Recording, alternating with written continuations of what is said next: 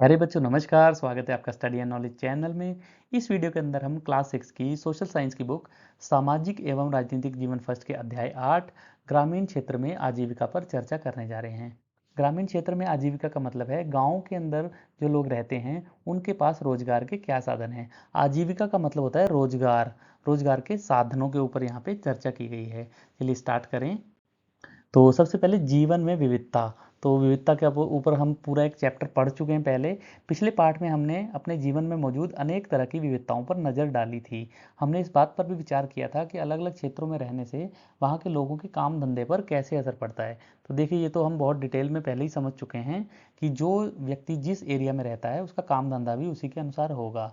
जैसे कोई समुद्र किनारे रह रहा है तो वो मछली पकड़ने का काम अपना सकता है या कोई और काम भी अपना सकता है, मगर अगर कोई पहाड़ी एरिया में रहता है तो वो तो मछली पकड़ने का काम नहीं अपना सकता, उसके पास वो अवसर है ही नहीं। इसी तरीके से बहुत सारी चीज़ें ऐसी हैं जिनसे रोजगार के साधनों पर असर पड़ता है। जैसे कोई ठंडे एरिया में रहता है तो वहाँ पे वो स्वेटर का या गर्म कपड़ों का काम या बिजनेस कर सकता है। वहीं कोई गर्मी वाले एरिया में रहता है तो वो वहाँ पे ऊनी कपड़े बेचने का धंधा नहीं कर सकता। तो जो परिस्थितियाँ होती हैं उसका हमारे काम धंधे पर बहुत असर पड़ता है। चलिए आगे बढ़ें। वहाँ पर पाए जाने वाले पेड़ पौधे, वहाँ की फसलें या दूसरी चीज़ें किस तरह लोगों के लिए महत्वपूर्ण हो जाती हैं। इस पाठ में हम ये देखेंगे कि गांव में लोग किन विभिन्न तरीकों से अपनी आजीविका चलाते हैं। तो इस चैप्टर के अंदर हमें बताया गया है कि गांव के अंदर क्या क्या संसाधन होते हैं जिनको लोग अपनी आजीविका चलाने के लिए प्रयोग करते हैं। तो पहले दो पाठों की तरह यहाँ भी हम इस चीज़ की पड़ताल करेंगे कि क्या लोगों के पास आजीविका चलाने के समान अवसर उपलब्ध हैं या नहीं हैं। तो उनके जीवन की परिस्थितियाँ एक दूसरे कितनी मिलती जुलती हैं और वे किन समस्याओं का सामना करते हैं, इसे भी हम देखेंगे। तो पाठ के अंदर हम बहुत ही डिटेल में जाने वाले हैं। देखेंगे कि लोग जो है किन किन समस्याओं का सामना करते हैं। अलग अलग तरीके के रोजगार अपनाने के बावजूद लोगों की कुछ कॉमन समस्याएं होती हैं, उन सब पे भी पाठ के अंदर बताया गया है।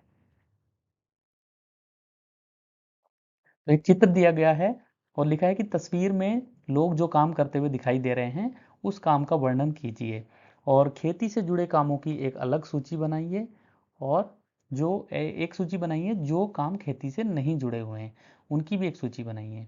तो देखिए, यहाँ पे बहुत सारे लोग अलग अलग कामों में लगे हुए दिखाए हैं। तो इस सब पे हम जो है चर्चा कर लेते हैं एक बार। देखिए, यहाँ पे देखिए कुछ लोग दीवार बनाने का काम कर रहे हैं। यहाँ पे एक व्यक्ति दुकान चला रहा है। यहाँ पे एक लड़की फूल तोड़ रही है। यहाँ पे एक लड़की खेती की काम में लगी हुई है। यहाँ पे एक किसान जो है खेती में स्प्रे कर रहा है खेत के अंदर। यहाँ पे एक व्यक्ति जो है साइकिल जो है वो रिपेयर का काम कर रहा है। देखिए, यहाँ टायर वगैरह पड़े हुए हैं साइकिल के यहाँ पे। इसी के साथ एक यहाँ पे कुछ किसान जो है वो अपनी फसलों को इकट्ठा कर रहे हैं।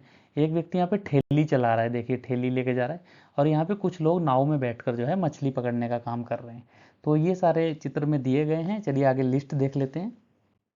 तो लिस्ट के अंदर देखिए कुछ लोग दीवार बना रहे हैं। ये देखिए दीवार बनाने का काम हो रहा है। एक आदमी रेडी चला रहा है, ये रहा रेडी का। कुछ लोग मछली पकड़ रहे हैं, नीचे देखिए मछली पकड़ने का है। एक लड़की फूल तोड़ रही है, ये देखिए यहाँ पे लड़की फूल तोड़ रही है।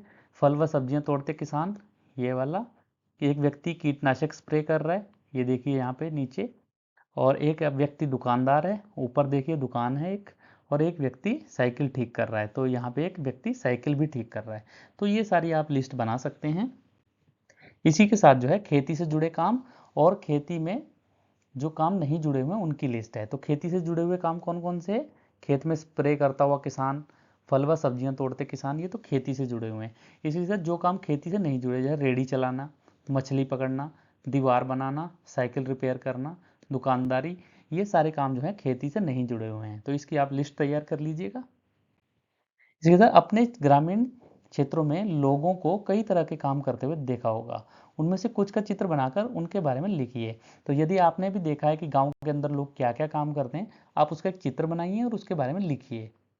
ये काम बच्चों आपको खुद करना है। तो देखिए, अब हम बात करेंगे कलपट्टू गांव की कहानी है। तो कहानी में बताया कि तमिलनाडु में समुद्र तट के पास जो है एक गांव है। गांव का नाम है कलपट्टू। और यहाँ के लोग कई तरह के काम करते हैं। दूसरे गांव की तरह यहाँ भी खेती के अलावा कई काम होते हैं, जैसे टोकरी बनाना, बर्तन बनाना, घड़े बनाना, ईंट बनाना, बैलगाड़ी बनाना। कलपट्टू में कुछ लोग नर्स हैं, कोई शिक्षक हैं, कुछ धोबी हैं, कुछ बुनकर हैं, कुछ नाई हैं, कुछ साइकिल ठीक करने वाले हैं और लोहार हैं। ये सब अपनी सर्विसेज वहाँ के लोगों को दे रहे हैं। यहाँ पर कुछ दुकानदार भी हैं और कुछ जो है व्यापारी भी हैं। जो मुख्य गली है गाँव की, वह बाजार की तरह दिखती है। उसमें आपको कई छोटी-छोटी दुकानें भी दिखाई दे जाएँगी। और जैसे चाय की दुकान, सब्जी की दुकान, कपड़े की दुकान, बीज और खाद की दुकान, ये सारी भी यहाँ पे दुकानें हैं। तो चलिए एक टिफ़िन की दुकान भी यहाँ पे बात की गई है। ये टिफ़िन का मतलब है खाने-पीने की हल्की-फुल्की चीज़ें, जैसे सुबह इडली, डोसा व उपमा मिलता है और शाम के नाश्ते में पड़ा, बोंडा व मसूर पाक मिलता है। चाय की दुकानों के पास एक कोने में एक लोहार का परिवार रहता है। उसके घर में ही लोहे की चीज़ें बनाने का काम होता है। बगल में साइकिल के मरम्मत की दुकान है, यहाँ साइकिल किराए पर भी मिलती है। गाँव में 2 परिवार कपड़े धोकर अपनी आजीविका चलाते हैं, यानी धोबी हैं।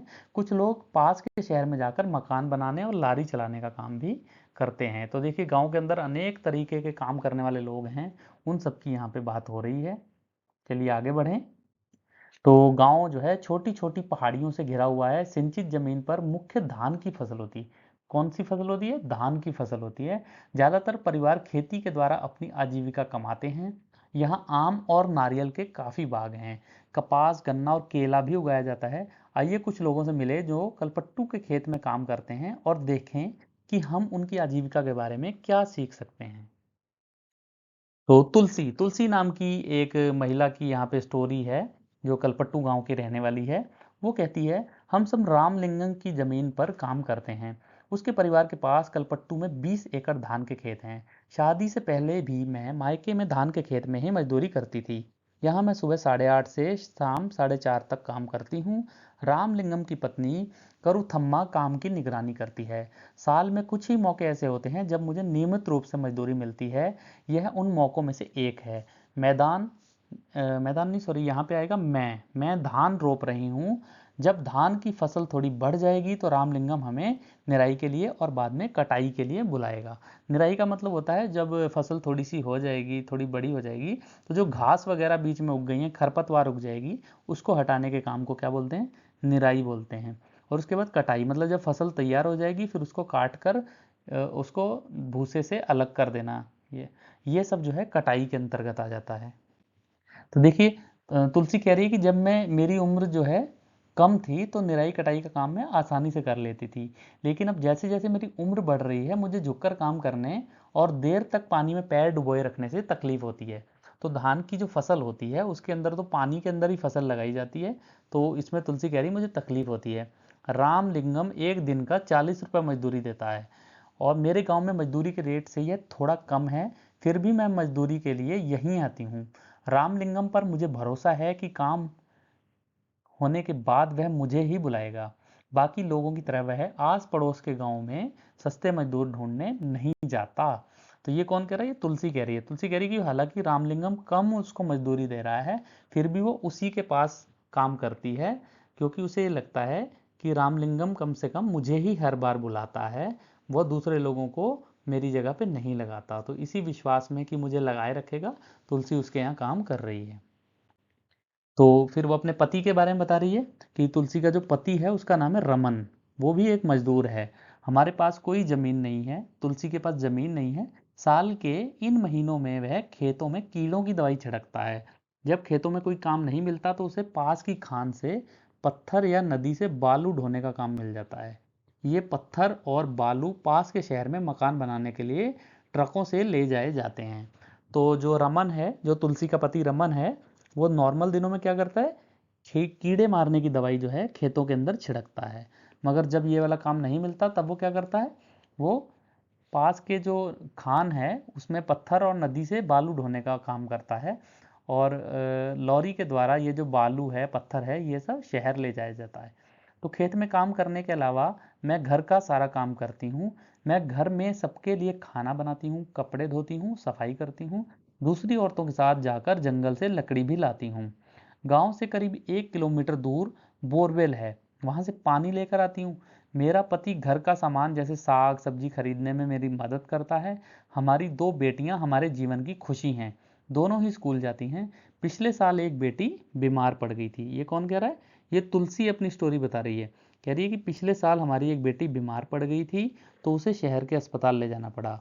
हमने उसके इलाज के लिए रामलिंगम से उधार लिया था। उधार को चुकाने के लिए हमें अपनी गाय बेचनी पड़ी। तो ये भाई तुलसी की स्टोरी है। तुलसी बता रही है कि उसकी बेटी बीमार पड़ी तो हमें उधार लेना पड़ा और उधार चुकाने के लिए गाय बेचनी पड़ी। तो इस तरीके की समस्याएं जो है हम देख रहे हैं। तो आगे है, तुलसी को साल भर कमाई के मौके मिलते हैं या नहीं मिलते, ऊपर दिए गए चित्र के आधार पर बताइए। तो तुलसी को जो है साल भर कमाई के मौके नहीं मिलते। यहाँ पे एक चित्र दिया हुआ है, इसको आप जो है अपनी पाठ्य पुस्तक के अंदर भी अच्छे से देख लेंगे। तो यहाँ पे हम इसको अगर देखें सही ढंग से तो हमें पता चलता है कि तुलसी को कौन कौन से महीने में काम मिलता है। एक तो उसको जून में काम मिलता है। देखिए जून में वो क्या काम करती है, बीड़ा बनाने का काम करती है। इसके साथ साथ जब हम आगे बढ़ेंगे तो हम ये देखेंगे कि अगस्त में भी उसको जो है काम मिलता है। अगस्त में क्या काम करती है, वो रोपाई यानी कि धान को बुआई करने का काम वो करती है, रोपने का काम करती है, गाड़ने का काम उसे करती है। फिर उसके बाद हम देखते हैं कि सितंबर, तो सितंबर के अंदर क्या निराई का काम मिल जाता है, यानी कि खरपतवार हटाने का काम जो है वो मिल जाता है। इसके साथ साथ जो है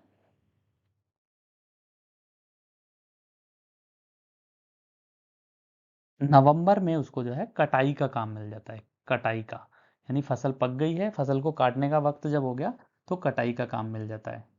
और साल के बाकी महीने उसे काम नहीं मिलता। देखिए यहाँ पे हम देखेंगे जनवरी, फरवरी, मार्च, अप्रैल, मई, ये सारे महीने जो है खाली पड़े हुए हैं, यानी इसमें तुलसी को कोई काम नहीं मिलता।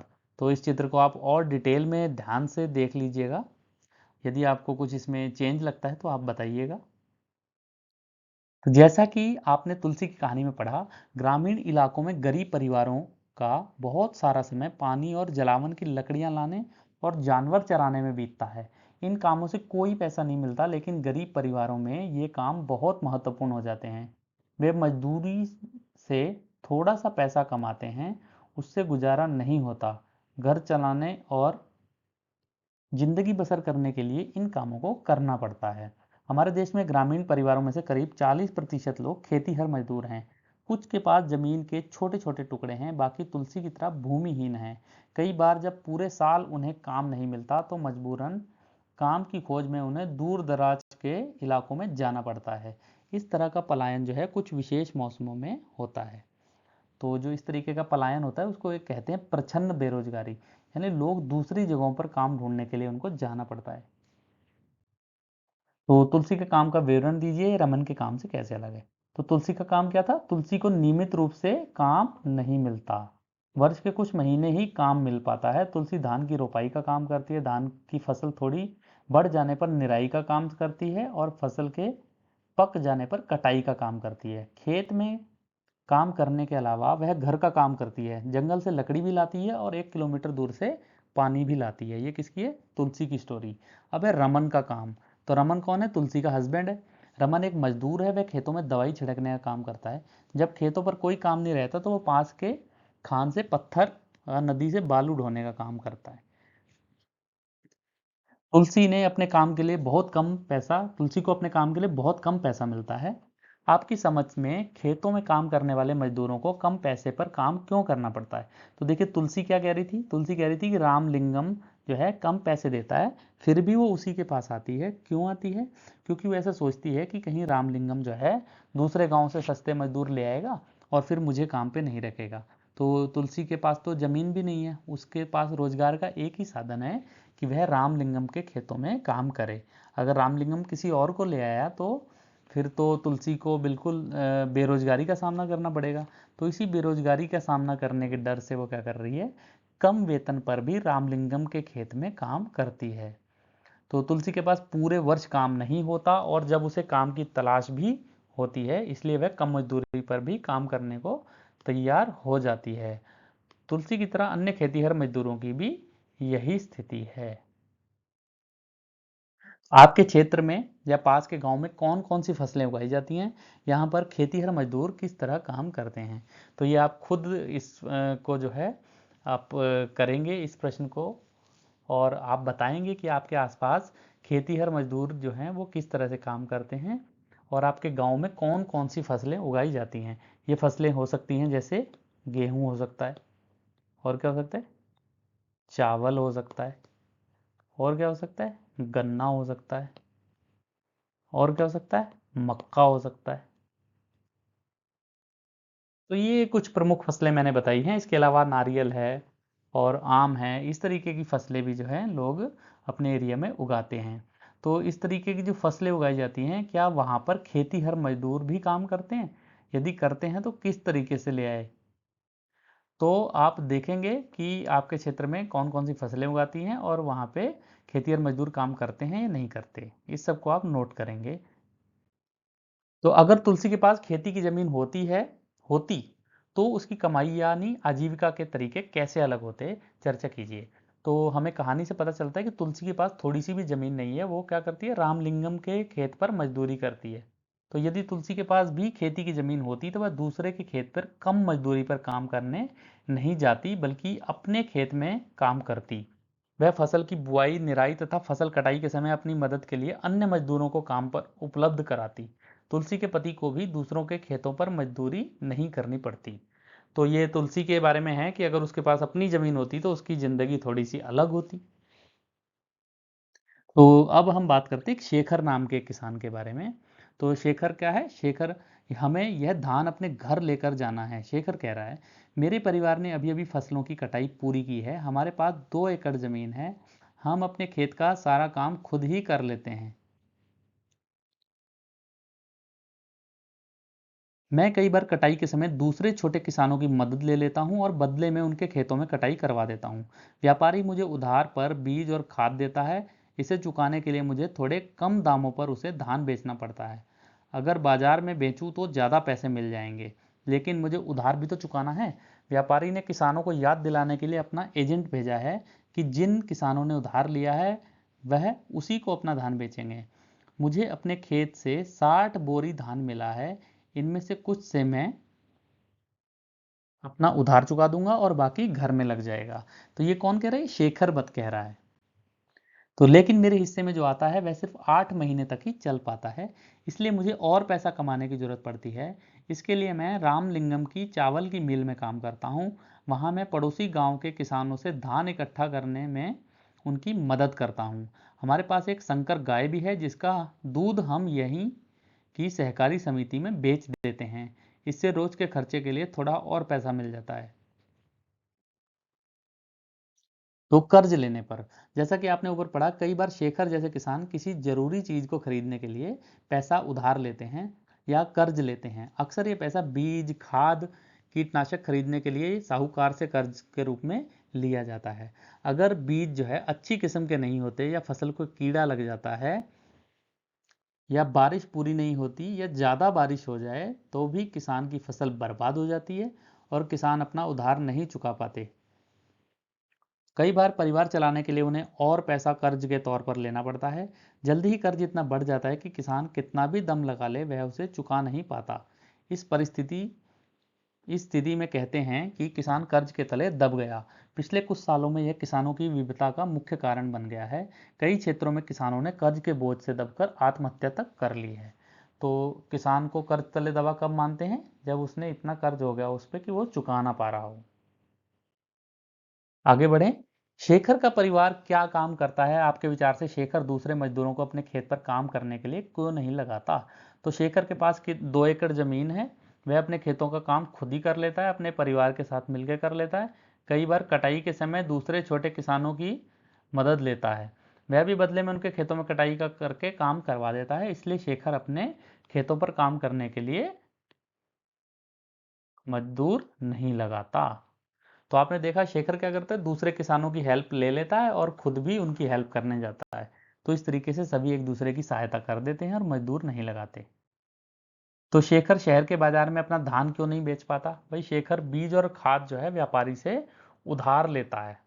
क्या करता है? उधार खाद और बीज लेता है व्यापारी से, और अपना धान व्यापारी को कम दाम पर ही उसे बेचना पड़ता है। इसलिए शेखर अपना धान बाजार में नहीं बेच पाता।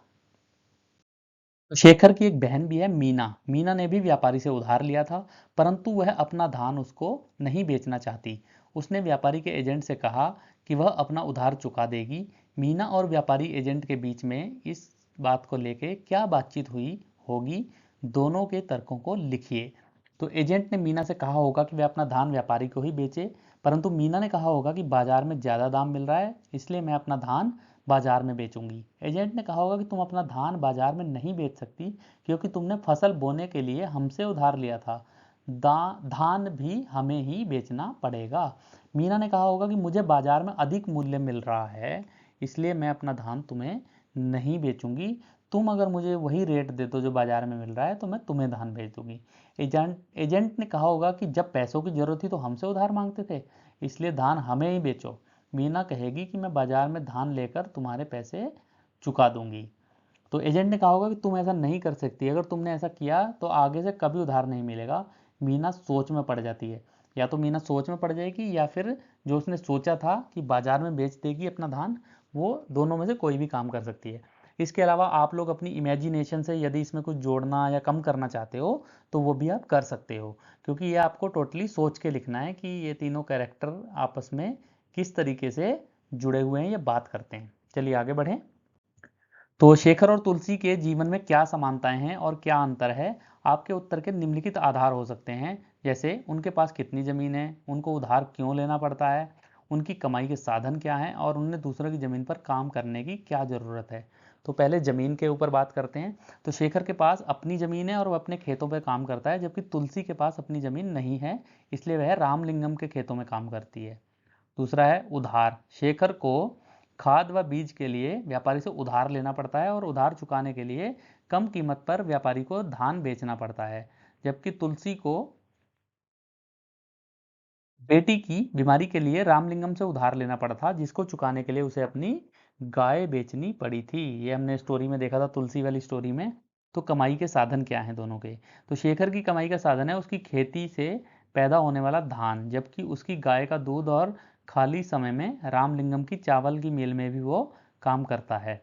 जबकि तुलसी की कमाई का एकमात्र साधन उसकी दूसरों के खेतों पर मजदूरी करना है।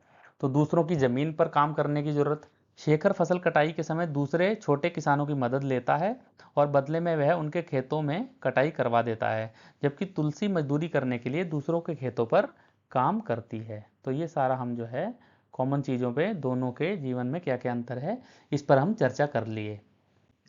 तो आगे देखिए रामलिंगम और करुथम्मा। तो रामलिंगम क्या है, गांव का धनी किसान है और करुथम्मा उसकी वाइफ है, रामलिंगम की वाइफ है। तो जमीन के अलावा रामलिंगम के परिवार के पास एक चावल की मिल है और बीज व कीटनाशक बेचने के लिए दुकान है। चावल की मिल में उन्होंने कुछ अपना पैसा लगाया और कुछ थोड़ा सहकारी बैंक से कर्ज लिया, और वे कलपट्टू और आसपास के गांवों की ही धान खरीद लेते हैं। मिल का चावल आसपास के क्षेत्रों के या शहर के व्यापारियों को बेचा जाता है, उसको उसकी अच्छी खासी कमाई हो जाती है। अरे तुलसी और शेखर का विवरण दोबारा पढ़िए। वे बड़े किसान रामलिंगम के बारे में क्या कहते हैं। इसके साथ जो आपने रामलिंगम के बारे में पढ़ा उसे जोड़ते हुए निम्नलिखित सवालों का जवाब दीजिए। तो पहला सवाल है, उसके पास कितनी जमीन है रामलिंगम के पास। तो रामलिंगम के पास 20 एकड़ जमीन है। उसकी जमीन पर उगने वाले धान का वह क्या करता है। अपनी चावल की मिल में धान भेज देता है और चावल को आसपास के व्यापारियों को बेच देता है। तो ये किसकी बात हो रही है, रामलिंगम की। तो खेती के अलावा उसकी कमाई के और क्या साधन है, तो गरीबों को पैसा उधार देता है, उसकी चावल मिल भी है और बीज और खाद की दुकान भी है। तो ये सारी चीजें किसकी हैं, रामलिंगम की हैं। तो इस पे हम चर्चा कर लिया हमने। अगर देखिए भारत में खेतीहर मजदूर और किसान। तो कलपट्टू गांव में तुलसी की तरह के खेतीहर मजदूर हैं, शेखर की तरह के छोटे किसान हैं और रामलिंगम जैसे बड़े किसान हैं। तो ये जो तुलसी है ये कौन है, ये है खेतीहर मजदूर, यानी इसके पास जमीन नहीं है, ये केवल मजदूरी कर रही है। फिर है शेखर। शेखर क्या है, छोटा किसान। और रामलिंगम क्या है, रामलिंगम है बड़ा किसान। तो इस तरीके से हम देखते हैं कि भारत में अनेक प्रकार के लोग जो हैं एक ही गांव के अंदर रहते हैं। भारत में प्रत्येक 5 ग्रामीण परिवारों में से लगभग 2 परिवार खेतीहर मजदूर हैं। यानी कि अगर 5 परिवार हैं तो 5 में से 2 परिवार जो है वो कौन है, खेतीहर मजदूर हैं। यानी उनके पास जमीन नहीं है, वो केवल मजदूरी करते हैं, वो भी खेतों में। ऐसे सभी परिवार अपनी कमाई के लिए दूसरों के खेतों पर निर्भर रहते हैं। इनमें से कई भूमिहीन हैं और कईयों के पास जमीन के छोटे छोटे टुकड़े हैं। तो शेखर जैसे छोटे किसानों को लें तो उनकी ज़रूरतों के हिसाब से खेत बहुत ही छोटे पड़ते हैं। भारत में 80% किसानों की यही हालत है। भारत में केवल 20% किसान रामलिंगम जैसे बड़े किसानों की श्रेणी में आते हैं। ऐसे किसान गांव की अधिकतर जमीन पर खेती करते हैं। उनकी उपज का बहुत बड़ा भाग बाजार में बेचा जाता है। कई बड़े किसानों ने अन्य काम धंधे भी शुरू कर दिए हैं, जैसे दुकान चलाना, सूद पर पैसा देना, छोटी मोटी फैक्ट्रियां चलाना इत्यादि। तो हमने देखा रामलिंगन ने भी क्या किया है, कुछ लोगों को उधार पैसा दिया, फिर अपनी फैक्ट्री भी लगा रखी थी, एक धान की फैक्ट्री भी लगाई थी और दुकान भी खोली थी। भाई बीज और खाद की दुकान आपको याद है, वो किसने खोली थी? रामलिंगम ने ही खोली थी। तो जो धनी किसान हैं वो इस तरीके से एक्स्ट्रा साइड बिजनेस भी कर लेते हैं। छोटे किसान जो हैं वो अपनी लिए बहुत चिंतित रहते हैं। ऊपर दिए गए आंकड़ों को देखते हुए क्या आप ये कह सकते हैं कि भारत के अधिकांश किसान गरीब हैं? आपकी राय में इस स्थिति को बदलने के लिए क्या किया जा सकता है? तो देखिए, भारत के 80% किसानों के पास बहुत ही कम खेती की जमीन है। यह जमीन उनकी आजीविका चलाने के लिए पर्याप्त नहीं है, इसलिए वे दूसरों के खेतों पर मजदूरी करते हैं या अन्य जगह मजदूरी करते हैं। इस स्थिति को बदलने के लिए सरकार कुछ प्रयास कर सकती है, जैसे छोटे किसानों को सस्ती कीमत पर बीज, खाद इत्यादि उपलब्ध कराना, फसलों की उपज को उचित कीमत की व्यवस्था करना, यानी जो फसलें हैं उनके लिए सही रेट, सही दाम भी उपलब्ध कराना, और कम ब्याज दर पर कर्ज देना और खाली समय के लिए लोगों को वैकल्पिक रोजगार देना। तो मान लीजिए जो गांव के अंदर परमानेंट लोग रह रहे हैं, कुछ समय के लिए खाली हैं, उनको अगर सरकार कुछ रोजगार दे दे या उनको इस तरीके का कुछ कर्ज दे दे जिससे उनको कम ब्याज पे लोन मिल जाए, ताकि वो साहूकारों के चंगुल में ना फंसें। तो ये सब कुछ किया जा सकता है। देखिए आगे बढ़े। रामलिंगम की 20 एकड़ जमीन के हिस्से पर रोपी गई धान की फसल तुलसी जैसे खेतीहर मजदूरों की कड़ी मेहनत का नतीजा है। तो यहाँ पे देखिए एक चित्र दिया हुआ है। चित्र में रामलिंगम की जमीन के बारे में बता रहे हैं कि उसकी जो जमीन है उस पर मेहनत किसने की है? तुलसी जैसे खेतीहर मजदूरों ने की है, मगर फसल किसकी है? रामलिंगम की है। तो ठीक है, हमने कलपट्टू में होने वाली खेती के बारे में पढ़ा। ग्रामीण क्षेत्रों में लोगों के साथ लोग जंगल की उपज और पशुओं आदि पर निर्भर रहते हैं। उदाहरण के लिए मध्य भारत के कुछ गांवों में खेती और जंगल की उपज दोनों ही आजीविका के महत्वपूर्ण साधन हैं। महुआ बीनने, तेंदू के पत्ते इकट्ठे करने, शहद निकालने और उन्हें व्यापारियों को बेचने जैसे काम अतिरिक्त आय में मदद करते हैं। इसी तरह सहकारी समिति या आसपास के शहर के लोगों को गाय का दूध इत्यादि बेचना गांवों के लिए आजीविका कमाने का एक अन्य मुख्य साधन है। समुद्र तटीय इलाकों में हम देखते हैं कि पूरे के पूरे गांव मछली पकड़ने में लगे हुए हैं। आइए अरुणा और पेरीवेलन के जीवन के बारे में पढ़कर मछली पकड़ने वाले एक परिवार के बारे में थोड़ी और जानकारी लें। यह परिवार कलपट्टू के पास पेदुपेट नाम के गांव में रहता है। अरुणा और पारिवेलन। पुदुपेट कलपट्टू से ज़्यादा दूर नहीं है। यहाँ लोग मछली पकड़कर अपनी आजीविका चलाते हैं। उनके घर समुद्र के पास होते हैं और वहाँ चारों ओर जाल और केटामरैन यानी मछुआरों की खास तरह की छोटी नाव की पंक्तियाँ दिखाई देती हैं। सुबह 7 बजे समुद्र किनारे बड़ी गहमा गहमी है। इस समय सारे के सारे केटामरैन मछलियाँ पकड़कर लौट आते हैं। मछलियाँ खरीदने और बेचने के लिए बहुत सारी औरतें इकट्ठी हो जाती हैं। तो मेरा पति पारिवेलन, मेरा भाई और जीजा आज बड़ी देर से लौटे हैं। मैं बहुत परेशान हो गई थी। ये हमारे केटामरेन में इकट्ठे ही समुद्र में जाते हैं। उन्होंने बताया कि आज वे तूफान में फंस गए थे। आज जो मछलियाँ पकड़ी गई उनमें से मैंने परिवार के लिए कुछ मछलियाँ एक तरफ उठाकर रख दी, बाकी मैं नीलाम कर दूंगी। इस नीलामी से जो पैसा मुझे मिलता है वह 4 भागों में बंट जाता है। 3 हिस्से उन 3 लोगों में बंट जाएंगे जो मछली पकड़ने साथ गए थे। बाकी एक हिस्सा उसे मिलता है जिसकी नाव और जाल वगैरह होता है। क्योंकि जाल, केटामरेन और उसका इंजन हमारे हैं तो यह हिस्सा भी हमें मिल जाता है। हमने बैंक से उधार लेकर एक इंजन खरीदा है जो केटामरेन में लगा हुआ है। इससे ये लोग समुद्र में दूर तक जा पाते हैं और ज़्यादा मछलियाँ मिल जाती हैं। तो नीलामी में जो औरतें यहाँ से मछलियाँ खरीदती हैं वे टोकरों में भर भर कर पास के गांव में बेचने के लिए ले जाती हैं। कुछ व्यापारी भी हैं जो शहर की दुकानों में ये मछलियाँ बेचते हैं। मैं दोपहर 12 बजे तक की नीलामी का काम निपटा पाती हूँ। शाम को मेरा पति और बाकी रिश्तेदार मिलकर जाल को सुलझाते हैं और उसकी मरम्मत करते हैं। कल सुबह सुबह 2 बजे वे फिर समुद्र की तरफ चल पड़ेंगे। हर साल मानसून के दौरान करीब 4 महीने तक वे समुद्र में नहीं जा पाते, क्योंकि वहां मछलियां के प्रजनन का समय होता है। इन महीनों में हम व्यापारी से उधार लेकर अपना गुजारा चलाते हैं। इस कारण बाद में हमें मजबूरी में उसी व्यापारी को मछली बेचनी पड़ती है और हम खुद खुली नीलामी नहीं कर पाते। वे खाली महीने काटना सबसे मुश्किल होता है। पिछले साल सुनामी के कारण हमारा बड़ा नुकसान हुआ।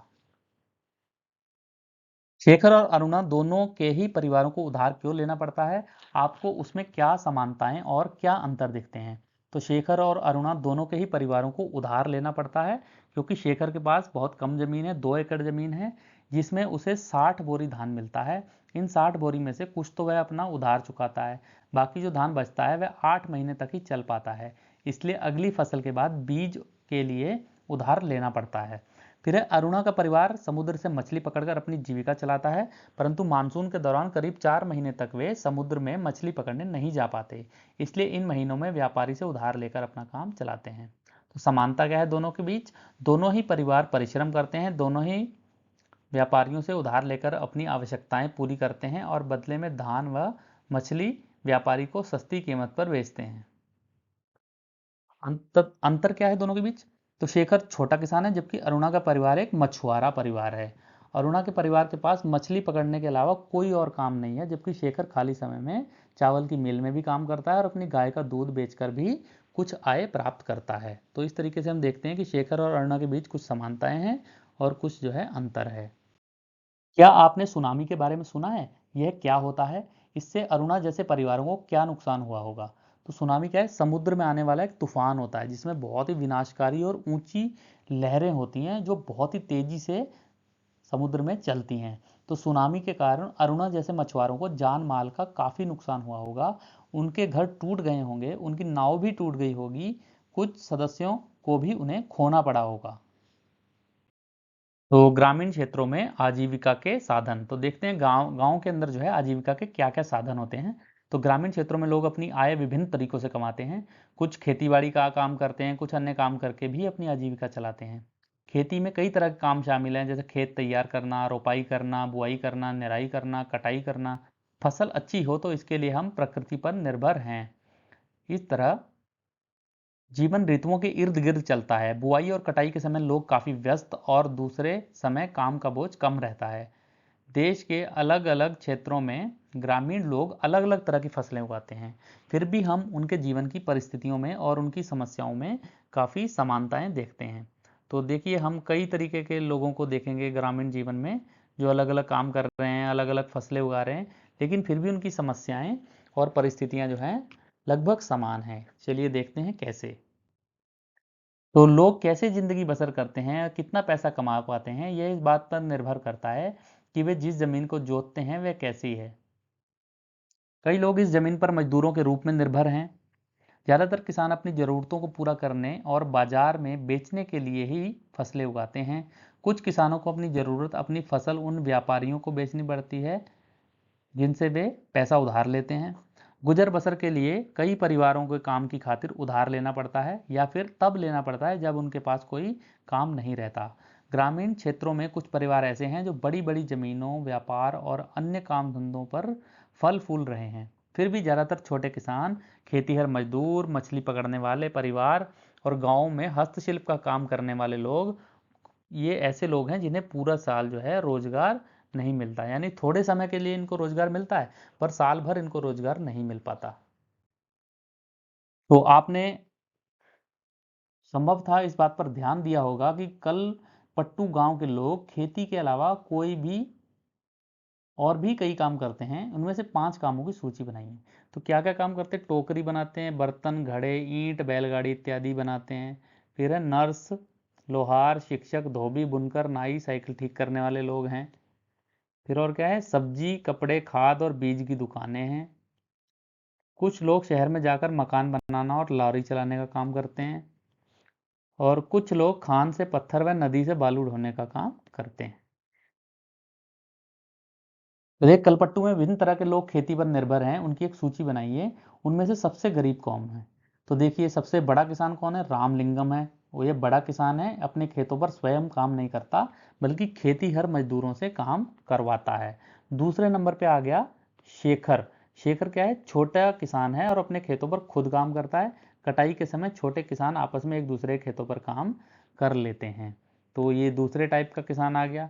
अब तीसरा कौन है, तीसरी है तुलसी। तुलसी क्या है, भूमिहीन खेती हर मजदूर, यानी कि इसके पास अपनी जमीन नहीं है, ये केवल खेती के काम में मजदूरी करती है। तो बड़े किसानों के खेतों पर फसल बुआई निराई तथा कटाई के समय बुलवाने पर काम करते हैं। फिर इनमें से सबसे गरीब भूमिहर जो है वो भूमिहीन खेतीहर मजदूर है, क्योंकि उन्हें वर्ष के कुछ महीने में ही काम मिलता है, बाकी के समय वे खाली रहते हैं। इस कारण उन्हें अपनी आजीविका चलाने में दिक्कत होती है। तो इस चीज़ को बिल्कुल क्लियर रखिए, तीन टाइप के लोग आ गए, बड़े किसान, मीडियम किसान और भूमिहीन या खेतीहर मजदूर। तो सबसे गरीब कौन है, तुलसी, जो कि भूमिहीन खेतीहर मजदूर है। ले आगे देखें, कल्पना कीजिए कि आप एक मछली बेचने वाले परिवार के सदस्य हैं। आपका परिवार यह चर्चा कर रहा है कि इंजन के लिए बैंक से उधार लें या ना लें। तो आप क्या सुझाव दोगे? तो यहाँ पे मैंने अपनी तरफ से लिखा है, आप अपनी तरफ से कुछ चेंज कर सकते हैं।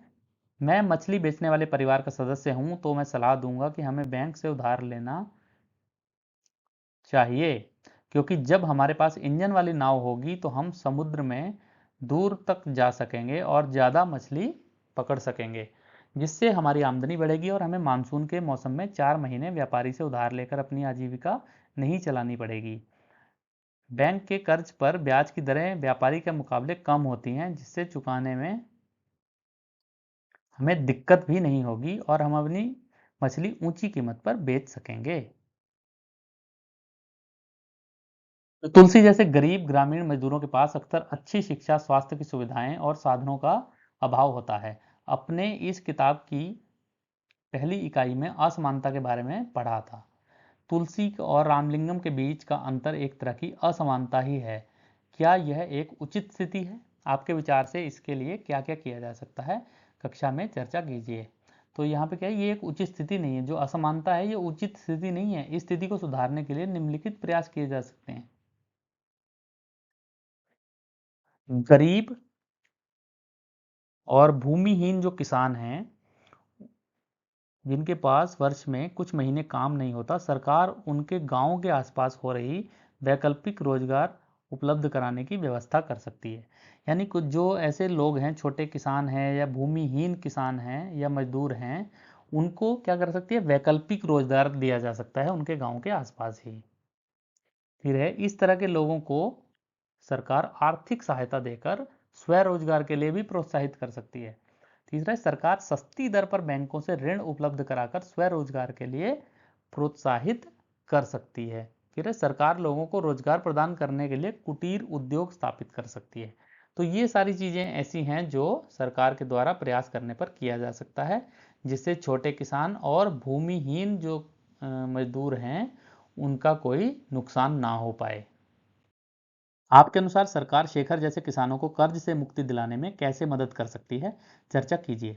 तो शेखर जैसे छोटे किसानों को फसल बुआई के लिए खाद व बीज खरीदने के लिए व्यापारी से उधार लेना पड़ता है, जिसके बदले उन्हें अपनी फसल व्यापारी को बेचनी पड़ती है। इस तरह के किसान को दो तरह से नुकसान होता है, एक तो वह ऊंची ब्याज दर पर कर्ज लेता है और दूसरा उसे अपनी फसल का उचित मूल्य भी नहीं मिल पाता, क्योंकि व्यापारी कहता है कि हमें ही बेचनी पड़ेगी, तो व्यापारी औने पौने रेटों पर, कम रेटों पर लेता है।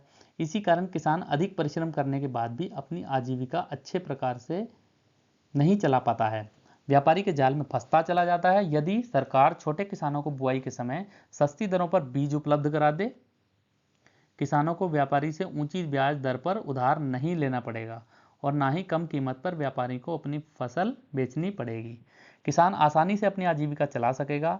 इसके अलावा सरकार किसान को फसल का उचित दर पर खरीदने की व्यवस्था भी कर दे, तो किसान व्यापारी की लूट से बच जाएंगे, उन्हें अपनी फसल का उचित मूल्य मिलेगा और इससे उनकी आमदनी भी बढ़ेगी।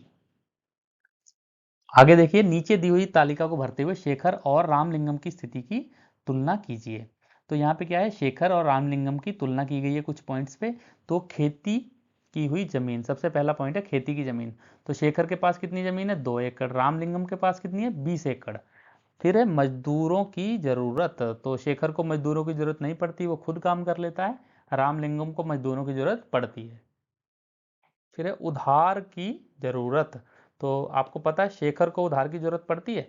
जी हाँ, शेखर को उधार की जरूरत पड़ती है। वहीं रामलिंगम को उधार की जरूरत नहीं पड़ती, वह उधार नहीं लेता। चलिए अगला पॉइंट देखते हैं, फसल का बिकना। तो व्यापारी का उधार चुकाने के लिए सस्ते दाम पर फसल को बेचने के लिए मजबूर है शेखर। वहीं रामलिंगम क्या है? फसल कस्बे व शहर के व्यापारियों को बेचता है। अब आगे देखिए, उनके द्वारा किया गया अन्य काम।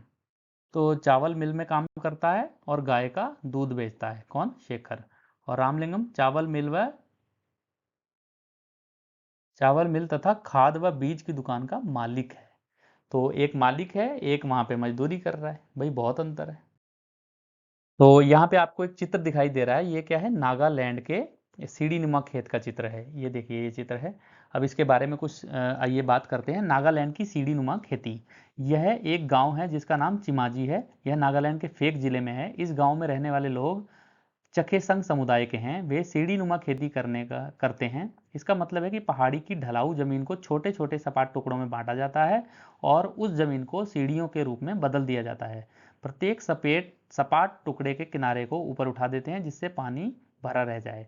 यह चावल की खेती के लिए सबसे अच्छा है। तो चिमाजी के लोगों के पास अपने खेत हैं, लेकिन वे इकट्ठे होकर एक दूसरे के खेतों में भी काम करते हैं। वे 6 से 8 लोगों का एक समूह बनाते हैं, ग्रुप बनाते हैं और इकट्ठे मिलकर पहाड़ के एक हिस्से पर घास पतवार साफ करते हैं। जब दिन का काम खत्म हो जाता है तो सारा समूह इकट्ठे होकर बैठकर खाना खाता है। ऐसा कई दिनों तक चलता रहता है जब तक काम खत्म नहीं हो जाता। तो बच्चों, आपको इस चैप्टर के बारे में जानकारी कैसी लगी? आप जो है कमेंट करके बताइए। ये आपको प्रश्न उत्तर भी इसके मैंने करा दिए हैं। यदि आपको फिर भी नोट्स की आवश्यकता हो तो आप कमेंट कर सकते हैं, हम फ्री ऑफ कॉस्ट आपको नोट्स भी प्रोवाइड कराएंगे। और अगर आपको वीडियो अच्छी लगी है तो लाइक कीजिए, हमारे चैनल को सब्सक्राइब कीजिए और दूसरी वीडियो भी देखिए। हम चैप्टर 9 की जो वीडियो है वो भी लेकर आने वाले हैं और इसके बाद हम एक सिंगल वीडियो के अंदर पूरी बुक के सारे चैप्टर 1 से 9 तक सारे कवर करने वाले हैं। फिर एक सिंगल वीडियो के अंदर हम सारे क्वेश्चन आंसर भी करने वाले हैं। ये हमें दर्शकों से सुझाव प्राप्त हुए हैं कि हम क्वेश्चन आंसर की वीडियो जो है जल्दी प्रोवाइड कराएं। तो कोशिश करेंगे कि आपको जो है सारे कॉन्सेप्ट बिल्कुल क्लियर कराए जाएं, आपको सारे प्रश्नों के उत्तर जो है आप खुद कर पाएँ और अगर आवश्यकता पड़े तो हम आपकी हेल्प कर पाएँ। तो ठीक है, आप बने रहिए हमारे साथ। Thank you very much.